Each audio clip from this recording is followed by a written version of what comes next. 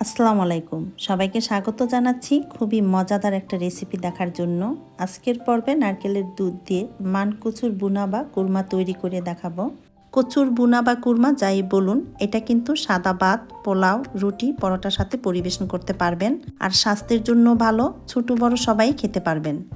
আশা করছি রেসিপিটা আপনাদের ভালো লাগবে। তো চলুন দেখে নেওয়া যাক কীভাবে তৈরি করতে হয়। আজকের রেসিপির জন্য এখানে আমি 1 কেজির মতো কচু পরিষ্কার করে ধুয়ে নিয়েছি। এবারে কচুর খোসাটা ভালো করে ছাড়িয়ে পিস করে কেটে নিতে হবে। তো কচুর খোসা ছাড়িয়ে কচুটাকে আমি এইভাবে একটু মোটা করে কেটে নিয়েছি।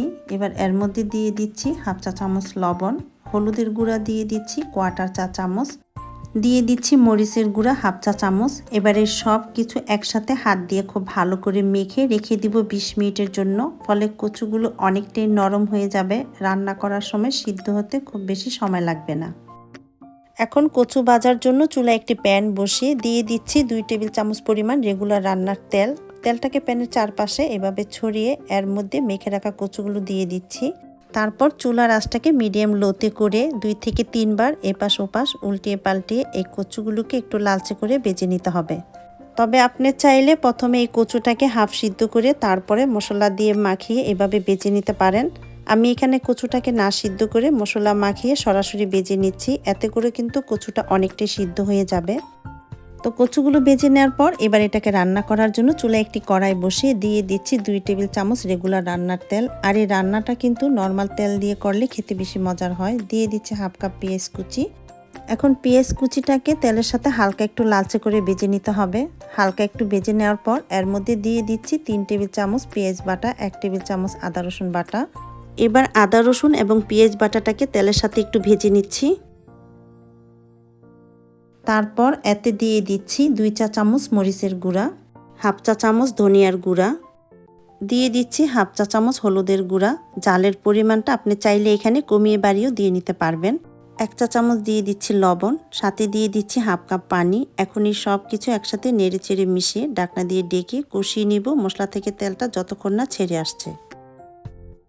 মশলাটা কষিয়ে মশলা থেকে তেলটা যখন এরকম ছেড়ে আসবে, এই পর্যায়ে এর মধ্যে দিয়ে দিতে হবে 1.5 কাপ নারকেলের দুধ। তারপর মশলার সাথে এই দুধটাকে খুব ভালো করে কষিয়ে নিতে হবে। এটা যত বেশি কষাবেন খেতে কিন্তু ততটাই মজার হবে।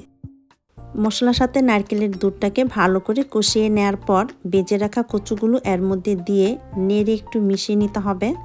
তারপরে চুলার আঁচ লোতে রেখে ঢাকনা দিয়ে এটাকে রান্না করে নিতে হবে কচুটা পুরোপুরি সিদ্ধ হয়ে আসা পর্যন্ত। এরই মাঝে 1 থেকে 2 বার ঢাকনা খুলে আপনাকে এটা নেড়ে দিতে হবে যাতে নিচ থেকে পুড়ে না যায়, কারণ দুধটা দেওয়ার পরে কিন্তু ঝোলটা খুব দ্রুত ঘন হয়ে যায়, পুড়ে যাওয়ার একটা ভয় থাকে। তাই এটাকে 1 থেকে 2 বার ঢাকনা খুলে আপনাকে নেড়ে দিতে হবে, তাহলে আর নিচ থেকে পুড়ে যাওয়ার ভয় থাকবে না।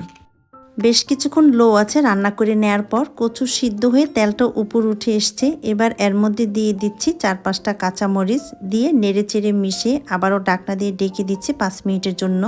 5 মিনিট পর কিন্তু আমাদের কচুর ভুনা বা কুরমাটা রেডি হয়ে যাবে পরিবেশনের জন্য। তো এটা রান্না করা হয়ে গিয়েছে, এখন আমি এটাকে চুলা থেকে নামিয়ে নিব। সহজ রেসিপিতে তৈরি হয়ে গেল অসম্ভব মজার কচুর ভুনা বা কুরমা। এটা ভাত, পোলাও, রুটি, পরোটার সাথে গরম গরম খেতে কিন্তু দারুণ লাগে। আপনারা এভাবে ট্রাই করবেন, ইনশাল্লাহ ভালো লাগবে।